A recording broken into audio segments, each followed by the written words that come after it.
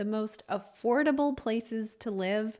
No, Phoenix does not make that list, unfortunately, but we are going to look at the most affordable places to live throughout the US and how that compares to what you get in Phoenix as well. So let's get into it, you guys. Phoenix maybe used to be on this list, I would imagine, at one point in time, but no longer. And this article is using the Zillow Home Value Index to rate these places, which is similar to a median. It reflects the typical value for homes in the 35th to 65th percentile range. So that's how they're using and pulling these numbers in order to determine these values. So West Virginia comes in at 155,000 as the cheapest housing market to buy a house in. I can't even imagine 155 in the Phoenix area. Mississippi is next at 176. We got Oklahoma in third place at 198. Arkansas coming in at 199, and Louisiana finally breaking the barrier at 200,000 for number 5. Moving on, we've got Kentucky, 201, Iowa, 211, Kansas, 216, Ohio, 219, and finally Alabama in the 10th spot at 222. So of all of these top 10 states in the US that are most affordable, they're all under $250,000, which just blows my mind to think about compared to what we see here in the Phoenix area.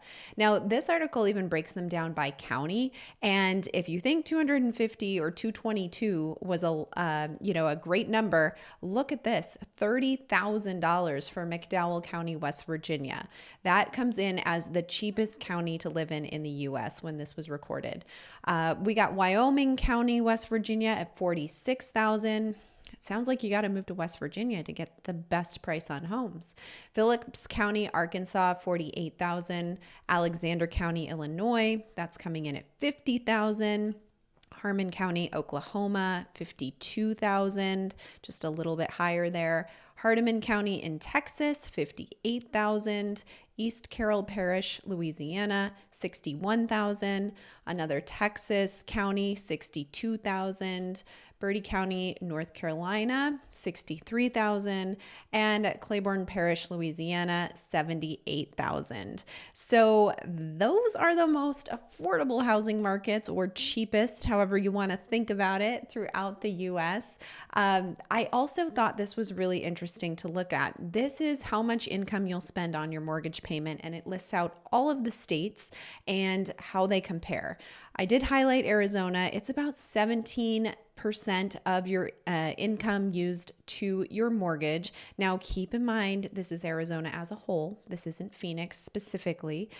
But we've got Iowa coming in here at number 1 with the median home price of $147,000, and that income to mortgage ratio at about 10%. Then if we go all the way down to the most expensive, it's Hawaii at $615,000 for that median price and about 35% income to mortgage ratio. So I thought that was interesting to compare all of these states. Now, if we look at a map, this is another great visual that I found. You can see the more affordable areas of the US, some of those places that were coming in at the top of the list. And then it's just like a heat map. The darker the color, the more expensive. If you'll notice, there are no West Coast states on that list of the most affordable homes, and the majority of them are here throughout the Midwest and in the South. Now, how does this compare to what you get in the Phoenix area?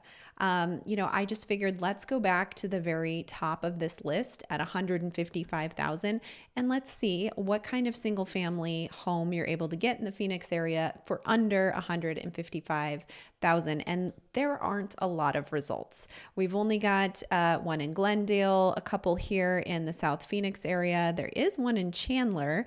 And then the rest of these listings, you have to zoom out quite a bit further outside of Phoenix Metro. We're looking at Casa Grande, Eloy, Coolidge, Florence, Superior, and majority of these listings here in the Globe area. So if you're trying to find something under 155 for a single family home, it's not going to be very realistic here in the Phoenix metro area. Now, let's just bump this up to 250 because that was kind of the maximum on this top 10 list of most affordable places, and you get a few more options. Keep in mind, I did keep this as a single family detached home in this search. So if you are open to townhomes, condos, those kinds of things, you're going to have more options. But even under 250, there are some options. Are they, the best choice for you? I don't know. Only you can answer that question depending on location and condition of the home. But there are options out here in the Phoenix area under 250. Just not very many. Now, if you are trying to decide where in the Phoenix area you can live with your budget, you may want to check the description below. I do have a link where you can set up a discovery call and we can help guide you on the right area for you based on what you're looking to spend. Now, the median monthly sales price here in Phoenix, I talk about this usually on a weekly basis, but it's come down a little bit. Still, though, we're at $432,000. So that is so much higher than these other areas throughout the country that are considered the cheapest housing markets. Living in Phoenix is certainly not the most affordable place to be. Like I said, it once made the list of more affordable cities to live in and a great place to relocate to because of the affordability. Now, will prices go down? There's been some factors coming into the market that have given us an indication that possibly prices could start to soften. So if you want to hear more about that, check out this video right here. I'll be back on Tuesday with a market update.